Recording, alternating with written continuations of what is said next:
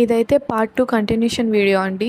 ఆ వెంకటేశ్వర స్వామి నా జీవితంలోకి ఎలా వచ్చారో అని. నేను సేవకు వెళ్ళిన ఫస్ట్ డే నాకు వరాహ స్వామి దగ్గర తిరునామం పెట్టే సేవ అయితే నాకు ఇచ్చారు. సో 7 డేస్ సేవ నాకు అక్కడే పడింది.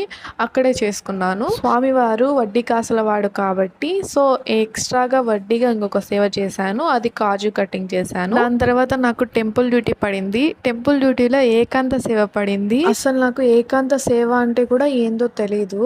అక్కడ మాకు సూపర్వైజర్స్ ఉంటారు. ఆమె ఏం చెప్పిందంటే ఏకాంత సేవ అంటే స్వామివారు అన్నమయ్య కీర్తనలు పాడి నిద్రపిస్తారు. నీకు ఏకాంత సేవ పడిందా, అదృష్టవంతురాలివే. నాకు టెంపుల్ డ్యూటీ పడినప్పటి నుంచి ఎంత ఎగ్జైట్మెంట్తో ఉన్నానంటే అంత ఎగ్జైట్మెంట్లో ఉన్నాను.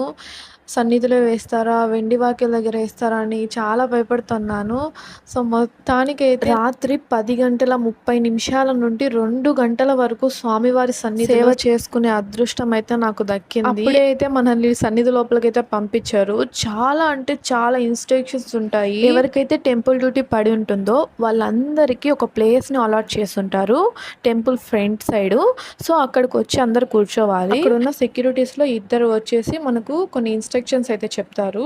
దాంట్లో ఫస్ట్ మెయిన్ అయితే నెయిల్స్ ఉండకూడదు, స్వామివారి కంటే అందంగా అలంకరించుకోకూడదు, పెట్టుకోకూడదు, ప్లస్ బ్యాంగిల్స్ హెవీగా ఉండకూడదు. ఇవన్నీ అయిపోయిన తర్వాత మన ఆధారు ప్లస్ టెంపుల్ డ్యూటీ పన్న ఒక స్లిప్ ఇస్తారు. రెండు కరెక్ట్ గా ఉన్నాయా లేదా అని చెక్ చేసిన తర్వాత లోపలికి పంపిస్తారు. అక్కడ చెక్కింగ్ ఉంటుంది. ఆ చెక్కింగ్ దగ్గర నేనైతే చాలా ఏడ్చాను. నేను ఎందుకు ఏడ్చాను, తర్వాత ఏం జరిగింది, టెంపుల్ లోపలికి వెళ్ళానా లేదా అనేది రెండో పార్ట్ లో వస్తుంది చూడండి. నెక్స్ట్ వీడియోలో మళ్ళీ కలుసుకుందాం.